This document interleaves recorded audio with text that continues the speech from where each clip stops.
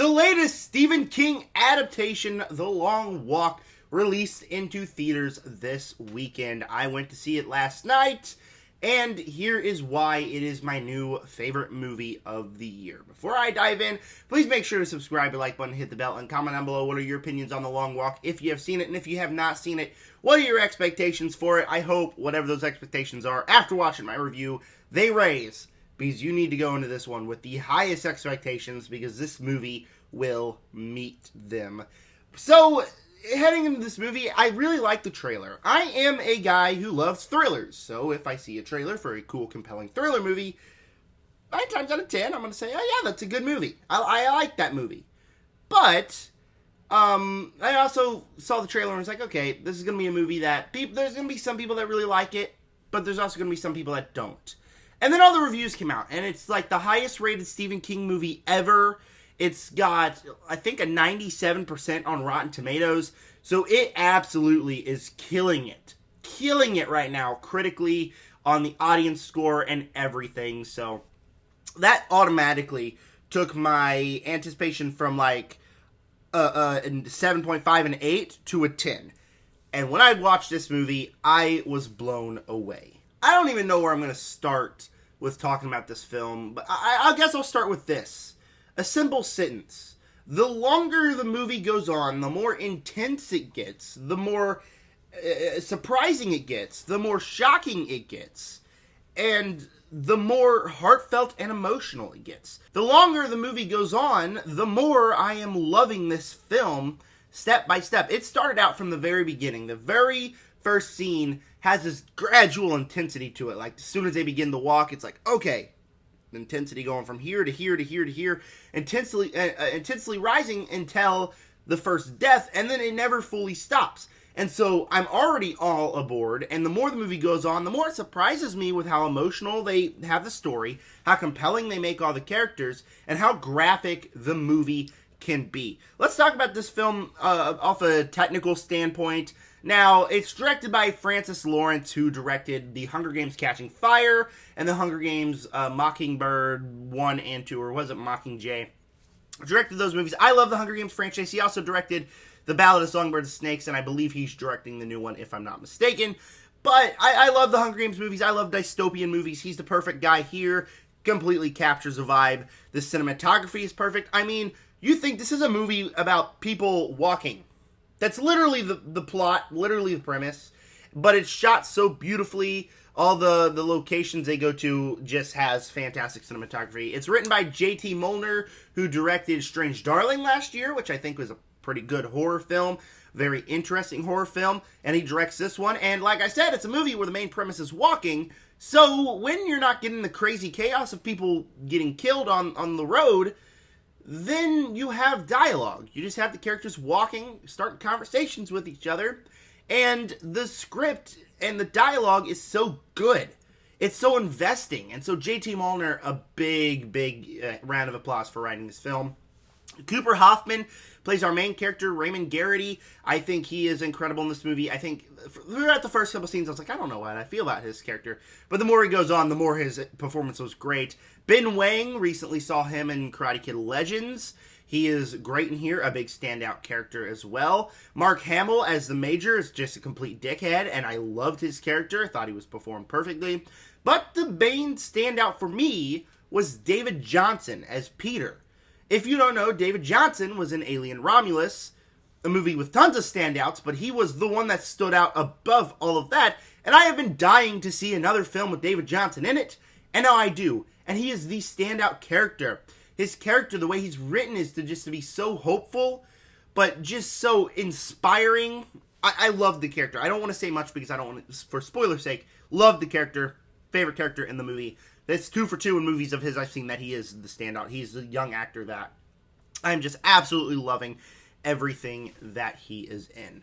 Alright, going away from the technical standpoint, like I said, the story manages to be hopeful and somewhat heartfelt amongst the dread and the depressing stuff that happens. This is a very bleak movie. You look at this movie, and it's about a post-Civil War America where kids are walking to win money for their families and their kids getting shot. That's what the movie is. And the fact that it's able to have a heartfelt element to it is perfect. There are several dialogues by several characters about friendship, about finding the positives and the negatives. And I don't want to sound crazy because this is kind of a stretch, but I think right now, where there's so much negative going on in the world and so much negative going on in the film, a film that at its forefront is friendship and helping each other out is the perfect thing we need right now. Everybody needs. And I felt the themes were just so perfect, so emotional. I'm going to be 100% honest with you. I was very much tearing up as we go further into the movie. The score, brilliant when the score swells in those sequences. So the movie just has a perfect theme that's able to make you feel good while also amongst the dread. Because this is a very dread-filled film. This is a very bleak, and if not for certain characters, the way they act, it's a very hopeless film. Without hope. And going off of that, there are very graphic things you see. You see characters get their heads shot off. You see gore, you see the blood, you see all of that. And, I mean, by a technical standpoint, it all looks fantastic, by the way. As a film critic, I gotta mention it's all fantastic. But it's also very hard to watch. The first death in this movie comes to somebody you don't expect to die right off the bat. And when he dies, it's just so graphic, and every time someone gets shot, even the longer the movie goes on as we enter the third act, every time someone gets shot, it's kind of just, they find a way to make it positive. Like, they're not letting the government control them. They are, going out on their own terms. And I love that. I love the themes. I love the direction. I loved everything that they were going about that. So like I said, the longer the movie goes on, it's awesome. This ending, dude, I don't want to say too much about the ending, because for spoilers' sakes, but I'll leave you with one word. Shocking. Now, my dad left the theater with me, and he said the movie was a little bit boring. Which, again, I fully disagree, because I think the script was absolutely brilliant, and amongst the scenes where we're just walking, it's able to keep me invested for the whole time. But he also said the ending was just predictable. I fully disagree. I didn't know where they were going with the ending. When you have a movie like this, where you know characters are going to die, you don't know who's going to survive in the end. And when we get to that end, I was shocked. I was satisfied at where they decided to go. So that's all I'm going to say about it for spoiler sakes. But just know this ending for me was not only emotional and heartfelt, filled with these big themes, but it was also very emotionally satisfying. So love the ending. Love the cast. It's gory, but it manages to just be hopeful. And that's what I needed in a film like this. I needed a film that's going to entertain me, have big themes, but most importantly, make me care for these characters and cry my eyes out at the end of the film when you know the inevitable is going to happen. So it is just a film. Francis Lawrence, rather. I love the Hunger Games movies. Hunger Games Mockingjay Part 2 is my favorite dystopian movie of all time. Love that movie. That makes me cry, especially during the third act of that film. But with this film, he does it again, man. He always makes us care for the characters, cares for the world building, and the script by J.T. Molnar just enhanced this movie, to which, if it didn't have any of that, I probably would still be entertained enough with the chaos. But it doesn't want to just be another dystopian thriller. It wants to be a dystopian thriller, wow, words are hard, that does something new and different with the genre, and they completely nailed it, man. So The Long Walk, I left the theater, instantly moved it up to the top of my 2025 list, and, normally when I do that, I sleep on the movie. I slept on the movie. It's still number one, and I don't see any other movie changing it.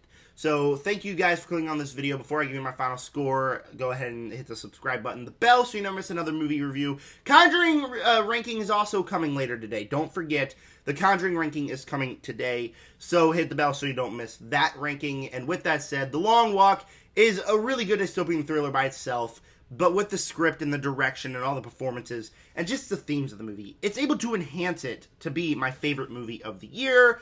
So pretty easily, The Long Walk is going to get an A+ for me, and it's going to be a Zach D. seal of approval film. This is a must-see movie. Buying it on 4K. I probably am going to go see it in the theaters again with my brother. We'll see what happens. So, thank you guys for clicking on this review. Tell me down below what are your opinions on The Long Walk and what are your anticipations if you haven't seen it. And with that said, subscribe.